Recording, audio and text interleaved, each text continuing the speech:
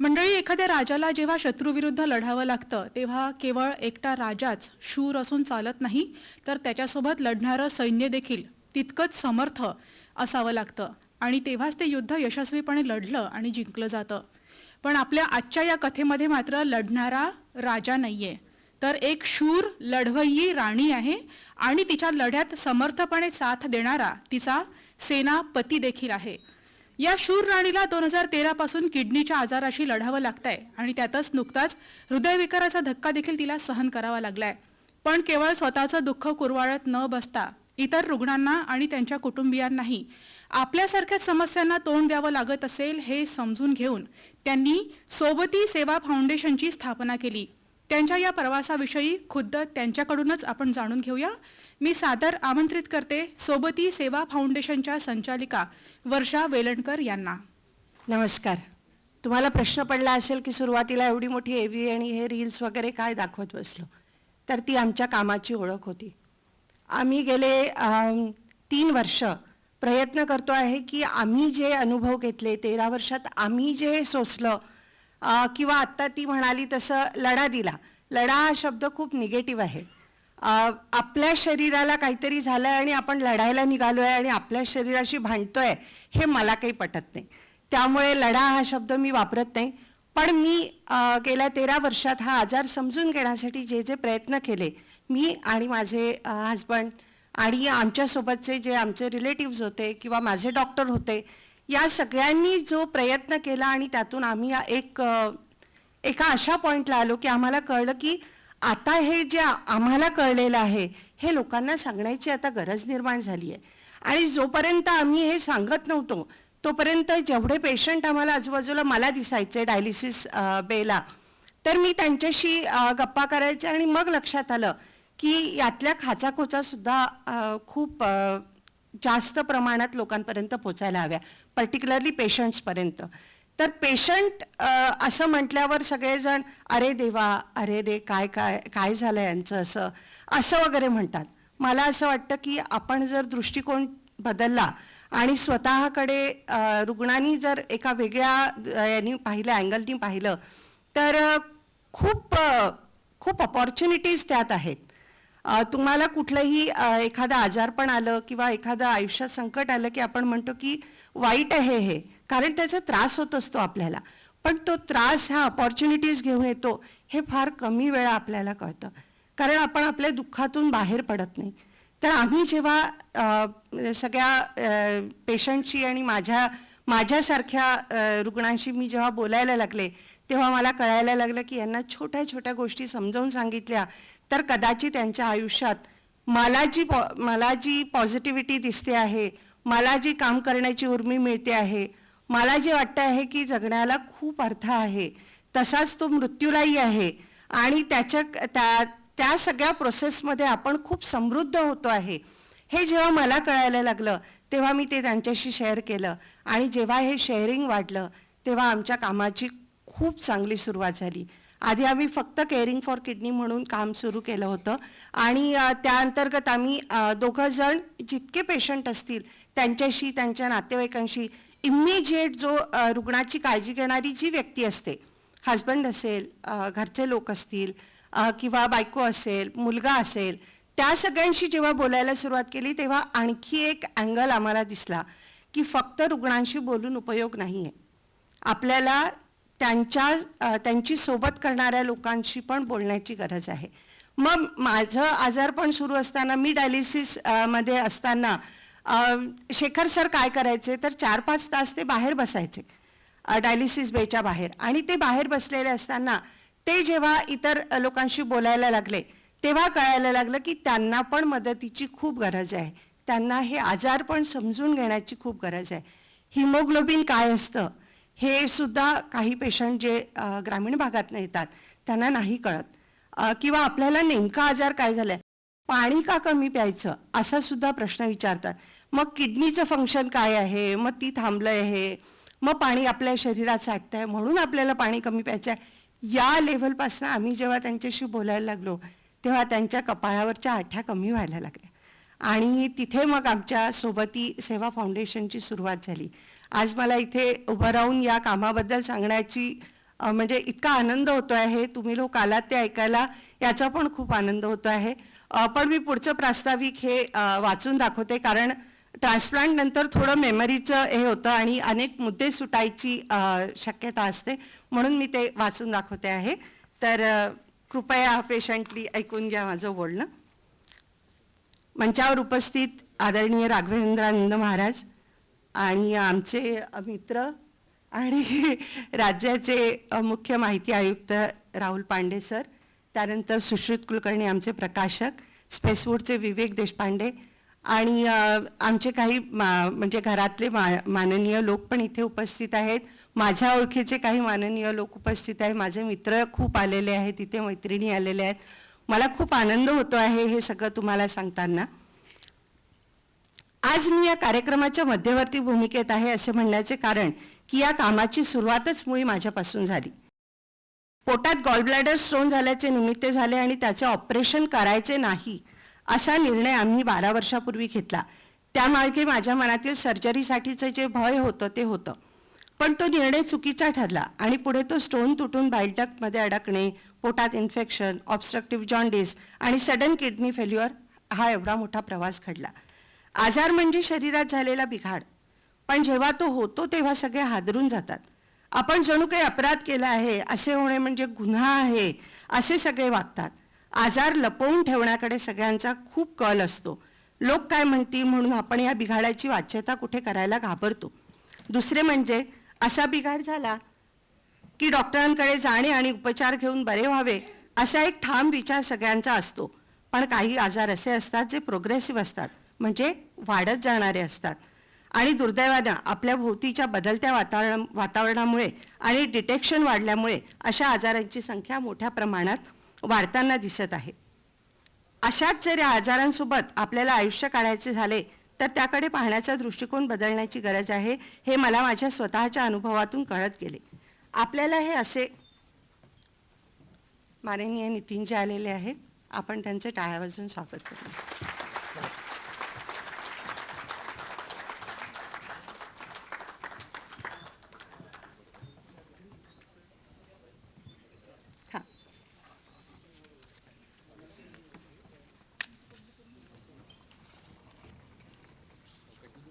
नाही, स्वागत करू. स्वागत.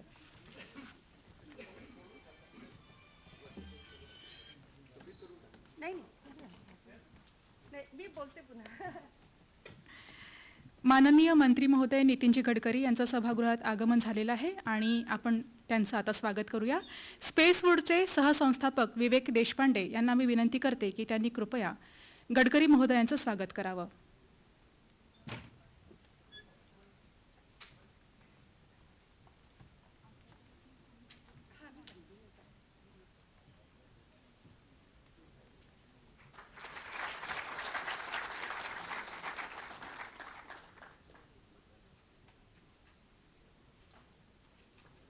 रोपटं आणि मंडल आर्ट देऊन, चित्र देऊन आपण त्यांचं स्वागत करत आहोत. धन्यवाद देशपांडे सर. कृपया मान्यवरांनी स्थानापन्न व्हावं. यानंतर मी वर्षाताईंना विनंती करते की त्यांनी आपलं बोलणं पुढे चालू ठेवावं.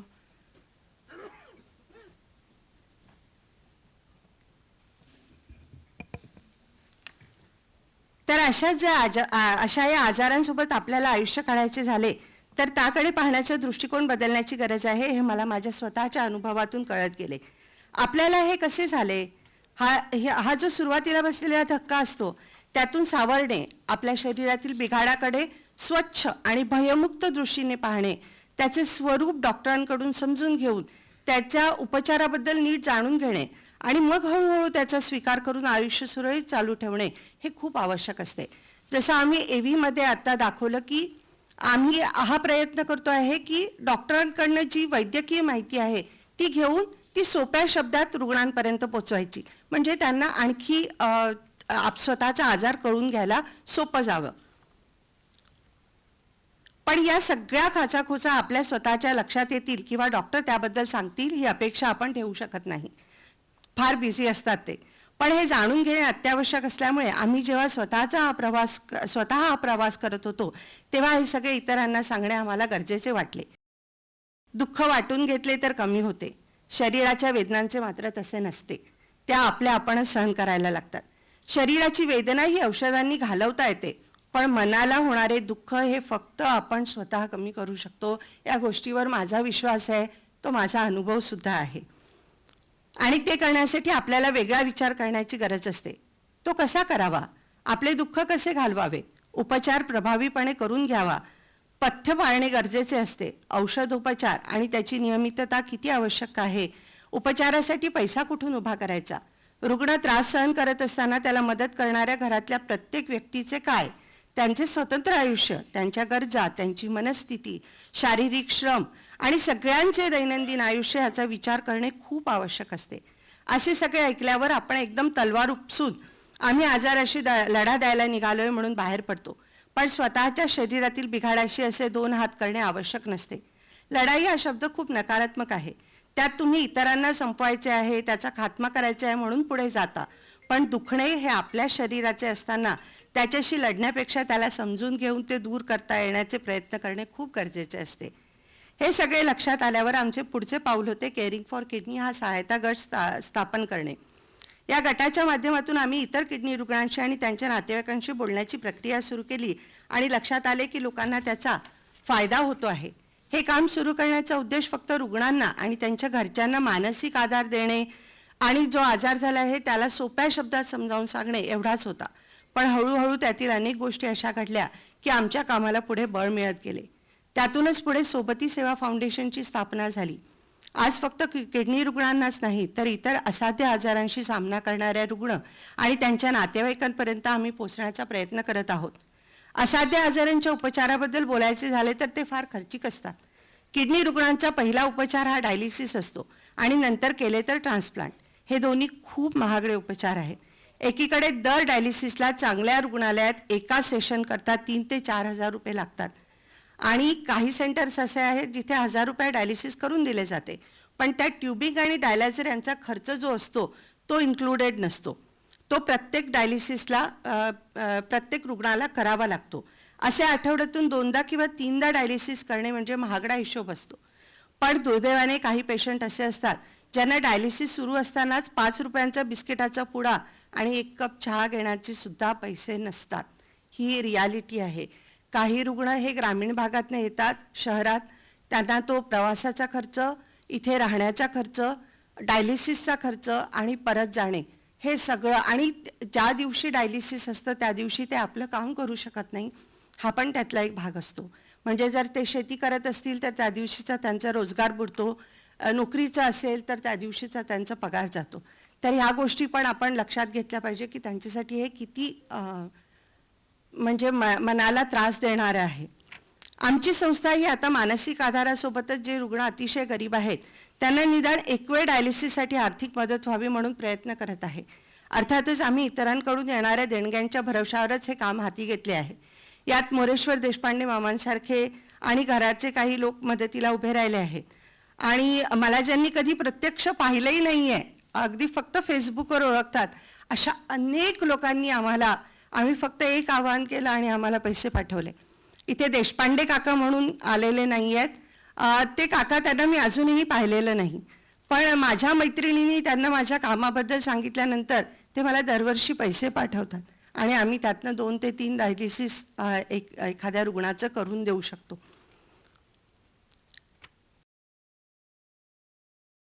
अशी जी निधी आम्हाला मिळते ते पैसे आम्ही गरजू रुग्णांपर्यंत पोचते करतो आहोत. आम्ही आर्थिक मदत देताना जी रुग्ण जिथे डायलिसिस करतात तिथेच ते थेट पैसे पोचवतो. रुग्णाला डायरेक्ट पैसे दिले जात नाही. अजूनपर्यंत आम्ही कोणाला ट्रान्सप्लांटसाठी मात्र मदत करू शकलेलो नाही, पण जर आमच्या पाठीशी दाते उभे राहिले तर कदाचित अशी व्यवस्था सुद्धा केल्या जाऊ शकते अशी आशा आम्हाला वाटते. या व्यतिरिक्त अनेक केंद्र आणि राज्य सरकारच्या योजना आहेत ज्यातून आर्थिक मदत मिळू शकते. त्यासाठी कुठल्या कागदपत्रांची व्यवस्था करायची असते ते सुद्धा आम्ही समुपदेशन करताना रुग्ण आणि त्यांच्या नातेवाईकांना सांगत असतो. पण अनेक वेळा फक्त अशी कागदपत्रे नसल्यामुळे ही मदत गरजू रुग्णांपर्यंत पोचत नाही. त्याबद्दल सुद्धा आम्ही जागरूकता आणण्याचा प्रयत्न करत आहोत. अशा ट्रान्सप्लांटसारख्या महागड्या उपचारासाठी अनेकदा लोक तयार होतात आणि कुठून तरी पैशांची जुळवाजुळव करतात. मग घर विका, जमिनी विका, नातेवाईकांकडनं उधार घ्या, कर्ज काढा, असं ते सगळं करत असतात. पैशांची जुळवाजुळव होते, पण ट्रान्सप्लांट नंतरचा औषधांचा जो खर्च आहे तो सुद्धा खूप प्रचंड आहे. सुमारे 30 ते 40,000 सुरुवातीला वर्षभर दर महिना औषधांवर खर्च करावे लागतात आणि रुग्णाची तर खूप काळजी घ्यावी लागते. छोट्या छोट्या गोष्टी त्यांच्या म्हणजे इतक्या केअरफुली हँडल कर, म्हणजे न्यूजपेपरला हात लावायचा नाही, करन्सीला हात लावायचा नाही, जुनी पुस्तकं वाचायची नाही, सतत हायजीन मेंटेन करायचं, त्यांचं वॉशरूम जे असेल ते सेपरेट ठेवायचं, अशा सगळ्या गोष्टी त्यात इन्क्लुडेड आहेत. ती खूप काळजी त्यांना घ्यावी लागते. नंतरही जोवर तुम्ही काळजी घेता तोवर सगळे ठीक असते, पण असा कायम खर्च करत राहण्याबद्दल फार थोड्या लोकांना कल्पना असते आणि पुढे त्यांना निराशा यायला लागते. या औषधांचा खर्च कुठल्याही विमा कंपनीकडून भरपाई करून दिल्या जात नाही, हे आणखी यातील एक कटू सत्य आहे. तेव्हा जर ही आर्थिक तयारी नसेल तर रुग्ण आणि त्यांच्या कुटुंबाचे आर्थिक नुकसान भरपूर होते. हे सगळे समजावून सांगणे, त्यांची स्पष्ट कल्पना रुग्णांना आणि त्यांच्या नातेवाईकांना करून देणे हे काम आम्ही संस्थेच्या मार्फत करत आहोत. पुण्यात राष्ट्रीय स्वयंसेवक संघाच्या जनकल्याण या प्रकल्पाअंतर्गत सेवा भवन येथे डायलिसिस केंद्र चालवले जात आहे आणि तिथे आम्ही सल्ला व मार्गदर्शन केंद्र चालवतो आणि यासाठी आम्ही एकही पैसा रुग्णाकडनं घेत नाही, कारण तिथे ऑलरेडी त्या डायलिसिस सेंटरला खूप गरीब रुग्ण येत असतात. गेली 2 वर्षे हे काम अव्याहत सुरू आहे. हेच काम पुढे महाराष्ट्रभर पसरवण्याचा आमचा विचार आहे. आमची अशी इच्छा आहे की ईच वन रीच वन, प्रत्येक जण इथे जो बसला आहे त्यांनी एका व्यक्तीला तरी मदत करावी. आर्थिक मदतच करावी असं काहीही नाही. तुम्ही त्याचे साथीदार बनून, त्याचे सोबती बनून किंवा जस्ट डायलिसिस त्यांचं सुरू असताना तुम्ही त्यांच्यासोबत 4 तास जर बसले आणि त्यांना बिस्किट भरवून देणे, चहा देणे एवढं जरी काम केलं तरी ती खूप मोठी मदत आहे. म्हणून आमचा मोटोच हा आहे की ईच वन रीच वन. दुर्दैवाने डायलिसिस या उपचाराची सोय ही सध्या तरी ग्रामीण भागात अजूनपर्यंत तेवढ्या प्रमाणात पोचलेली नाही. फक्त शहरी भागात याची केंद्र आहेत. त्यामुळे ग्रामीण भागातील रुग्णांच्या उपचारासाठी आठवड्यातून त्यांना 2 ते 3 वेळा शहरात यावे लागते, ज्याचा आर्थिक भार त्यांच्यावर पडतो. त्या संदर्भात शासकीय स्तरावर गंभीरतेने विचार व्हावा अशी अपेक्षा आहे. सामाजिक स्तरावर हा उपक्रम जितका जास्त वेगाने पसरेल तितके मला वाटते की रुग्णांचा यात फायदा आहे. म्हणून इथे उपस्थित असलेल्या सगळ्यांना विनंती की तुमच्या परिसरात याबद्दल माहिती जरूर पोचवा. तुमच्या ओळखीच्या लोकांना याची माहिती असू द्या, म्हणजे ते त्यांच्या जवळच्या लोकांना याबद्दल सांगू शकतील. आणि जर कुणाला मदत हवी असेल तर ते आम्हाला संपर्क करू शकतात. आम्ही नंबर पण दिलेला आहे. ज्यांना आर्थिक मदत करणे शक्य आहे त्यांनी निदान आयुष्यातील काही सोहळे साजरे करताना या प्रकल्पाची आठवण करून थोडी मदत करावी, म्हणजे निदान गरजू रुग्णांच्या आयुष्यातील एक दिवस साजरा होऊ शकेल. एवढी नम्र विनंती तुम्हा सगळ्यांना. पुस्तक तुम्ही नक्की विकत घ्या, वाचा, ते गरजू लोकांपर्यंत पोचवा. असे अनेक पेशंट आहेत की ज्यांना ते पुस्तक घेणं पण शक्य नाही, पण त्यांच्या फॅमिलीपर्यंत जर हे पुस्तक पोचलं तर त्यात ज्या सूचना आहेत, त्यात जी मदतीचा आम्ही आराखडा दिलेला आहे तो त्यांच्यापर्यंत पोचला तर त्यांना आधार मिळू शकतो. यात आणखी एक मुद्दा तो म्हणजे अवयव दानाचा. मला स्वतःला एका दात्यामुळे किडनी मिळाली आणि माझे 5.5 वर्षाचं आयुष्य खूप छान गेलं. मला आमच्या संस्थेचं काम पुढे नेता आलं. शक्य असेल तर अवयवदानाचा संकल्प करा. निदान तुमच्या ओळखीच्या लोकांमध्ये असताना याविषयी चर्चा करा. त्याचे फायदे समजावून सांगा. म्हणजे ओळखीच्या कुणाकडे ब्रेनडेड व्यक्ती झाली तर त्यांच्या अवयवांना इतरांना दान करण्याची प्रेरणा मिळेल आणि अनेकांच्या आयुष्यातील अंधार मिटला जाईल. याबद्दल जनजागृतीची खूप आवश्यकता आहे आणि ती आम्ही आमच्या संस्थेच्या मार्फत करण्याचा प्रयत्न करत आहोत. मुख्य म्हणजे आरोग्य चांगले राहावे यासाठी प्रयत्न करणे खूप आवश्यक आहे. लहान आणि तरुण मुलांमध्ये व्यायामाची आवड निर्माण करणे हे प्रत्येक कुटुंबाने कर्तव्य म्हणून पाहिले पाहिजे. आम्ही संस्थेच्या कार्यक्रमामध्ये याची सुद्धा भर घातली आहे आणि ती म्हणजे तरुण लोकांना आरोग्य जपण्यासाठी मोठ्या प्रमाणात उद्युक्त करणे. या कार्यक्रमाच्या निमित्ताने आम्ही तुम्हा सगळ्यांना विनंती करते की कृपया आपल्या आरोग्याची काळजी घ्या, ते जपा आणि आपली दुखणी लपवून ठेवू नका. त्याच्याबद्दल इतरांशी बोला, आपल्या जवळच्या लोकांशी बोला, पण तुम्ही जितके जास्त मोकळे व्हाल, तुम्ही तुमच्या डॉक्टरांशी जितके जास्त बोलाल, तुमचे उपचार आणखी जास्त चांगले होतील आहे. आणि मनाची ताकद ही खूप मोठी ताकद असते. तुम्ही जितकं जास्त ओपन होऊन या गोष्टीबद्दल जर डिस्कशन केलं, एक चर्चा जर घडून आली तर त्यातनं अनेक छोट्या छोट्या गोष्टींचा आधार मिळत जातो आणि त्यांनी तुम्ही पॉझिटिव्हिटीकडे आणखी मार्गक्रमण करत राहता. जर बोललात तर समस्यांमधून मार्ग निघू शकतो. गोष्टी लपवल्या की त्यांच्या जखमा होतात. तेव्हा बोलते व्हा. एवढे बोलून मी माझे प्रास्ताविकाला विराम देते आणि कृपया पुस्तक घ्या, इतरांना पण द्या. धन्यवाद वर्षाताई. रुग्णांची आणि त्यांच्या नातेवाईकांची मदत करण्याचं आपलं कार्य खरोखर खूपच कौतुकास्पद आहे. आणि आता आपलं मनोगत ऐकल्यानंतर आपण आजाराशी लढा देत आहे, हे माझे शब्द मी परत घेत आहे.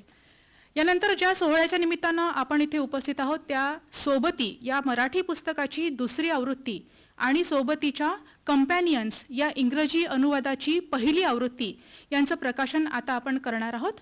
मी मान्यवरांना विनंती करते की त्यांनी कृपया या पुस्तकांचं प्रकाशन करावं.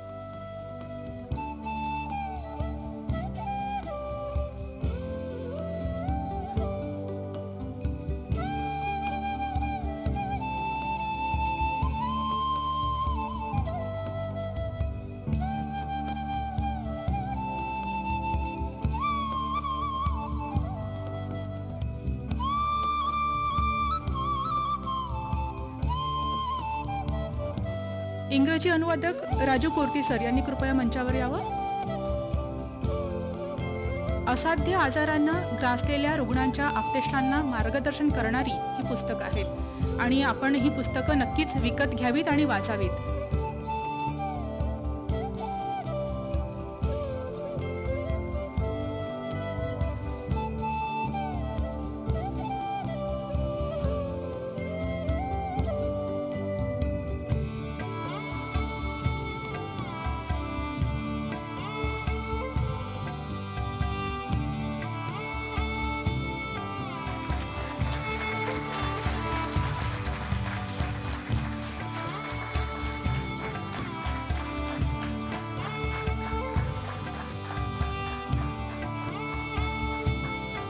धन्यवाद. सोबती आणि कंपॅनियन्स या पुस्तकाचं प्रकाशन मान्यवरांनी केलेलं आहे.